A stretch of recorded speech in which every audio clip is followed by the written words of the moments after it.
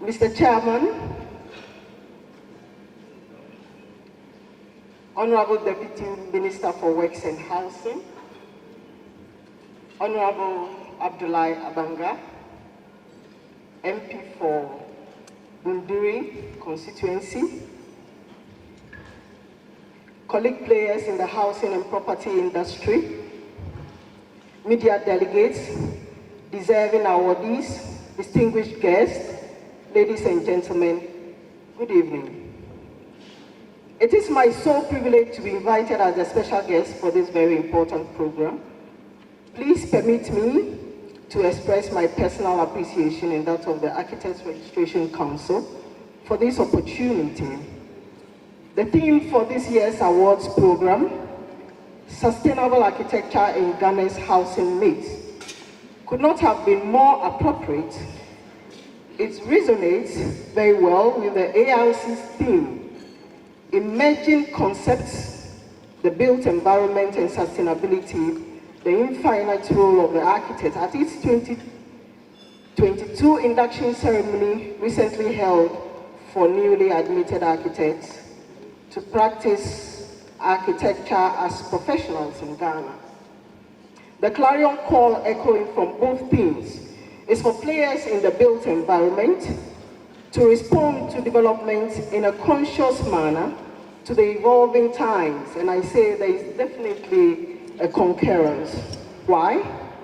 We continue to see the adverse effects of climate crisis worsen by the year, coupled with despicable human activities on the environment.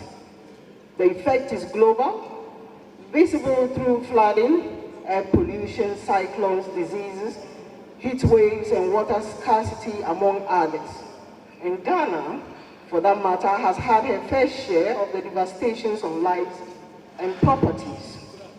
What role has architecture got to play? The response is twofold. To alleviate the negative effects, one, and two, to restrict further deleterious happenings on the environment. It is in the attempt to do these two that the efforts at sustainable architecture is featuring prominently.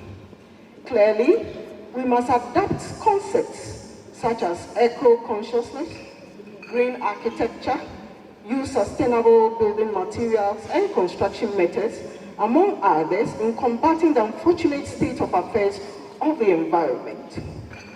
Accordingly, sustainable architecture, the label on the contemporary crusade wagon, refers to the design and construction of facilities in a way that creates healthy living environments while minimizing the negative environmental impacts. Its practice emphasizes designs and constructions that are sensitive to energy consumption and reliance on natural resources. This is reflected in building concepts such as biophilic, biomimicry, use of local building materials, contextual knowledge manipulations, and overall management of projects prudently and intelligently. Eventually, the entire consideration facilitates sustainable operations during a building's life cycle, including its ultimate disposal. Mr. Chairman, Ghana has embraced sustainable architecture in many regards. Now, it may not completely be clear which path we are treading.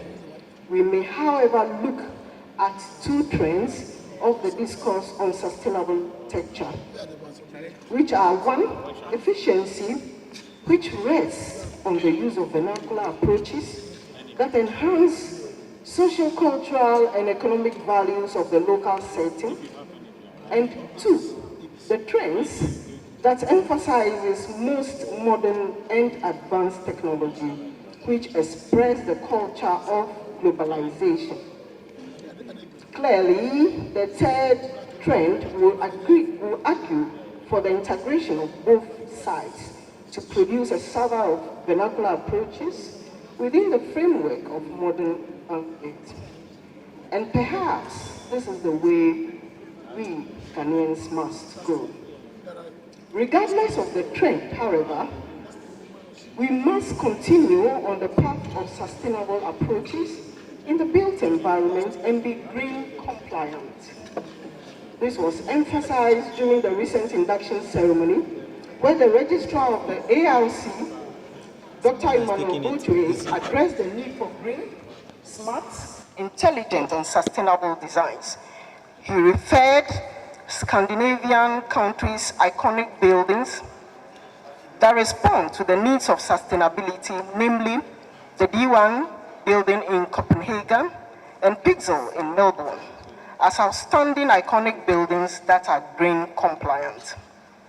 At the same program, the board chairman of the council, Architect Richard Nidade, reiterated the need for architects to consider energy efficiency through the lifespan of projects in Ghana and the prioritization of passive systems which take advantage of locational attributes to supplement renewable energy and thereby minimize the need for the consumption of fossil fuel.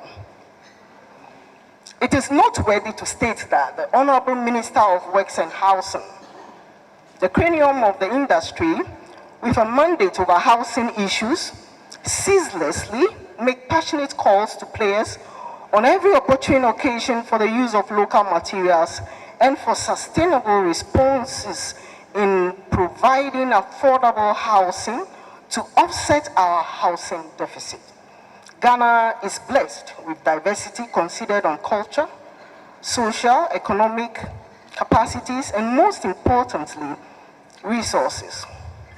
The careful use of sustainable architecture in the delivery of mixed housing offers the best means of establishing equity, affordability, and the affirmation of our social-cultural dynamics.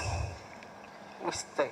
Chairman, distinguished guests, our building enforcement policies and guidelines such as the Building Code 2018, the National Building Regulations 1996 LI 1960, our instructive systems at the tertiary levels, continuous professional development training programs, and the use of modern design techniques, softwares, among others, emphasize well thought through designs and construction methods. In Ghana, we can boast of the Green Building Council, supported by the IFC, that supports and certifies green compliant projects. The council encourages energy efficient windows, green roofs, solar power systems, water conservation system, landscaping and recycling as components that emphasize environmentally friendly projects.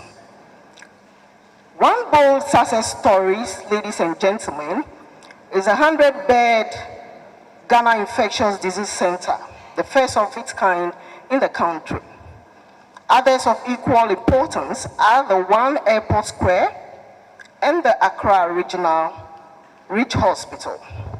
In like-mindedness, we are all, by these principles and by such recognitions as these award programs, charged to strict adherence to set standards and innovations that uphold high the practice of sustainable architecture in order to achieve desired effects in our response to problems in contemporary times.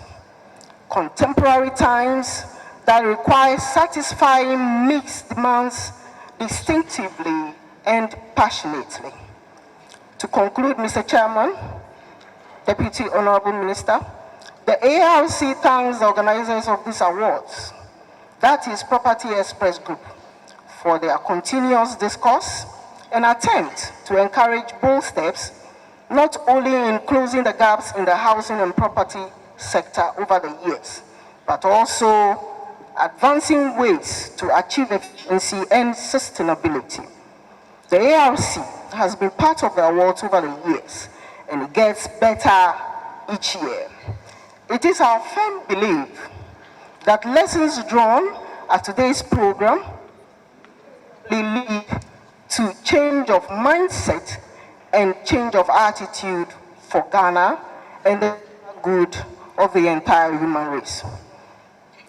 Join me say, Ghana is awake and is definitely going places with sustainable architecture. I urge you all to continue the discourse on sustainable architecture beyond this space. Congratulations, awardees. Great job, Express Group. I thank you all.